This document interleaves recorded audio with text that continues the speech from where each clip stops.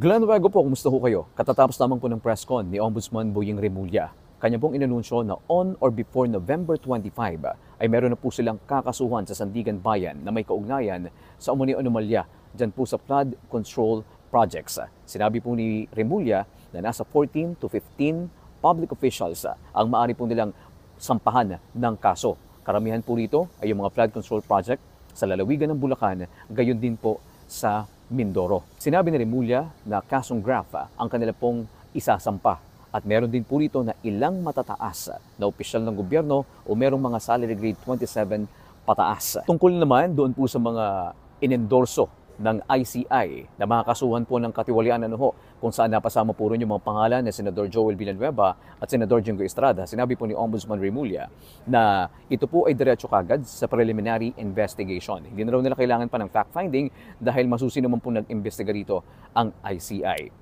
So lahat po yan dadaan daw sa proseso. At isa pa, sa nabanggit mo ni Ombudsman Remulla, kanila rin pong pinag-aaralan kung po pwede na mag-live stream na rin po sa mga preliminary investigation na kanilang isinasagawa tungkol po rito sa anomalya sa flood control projects.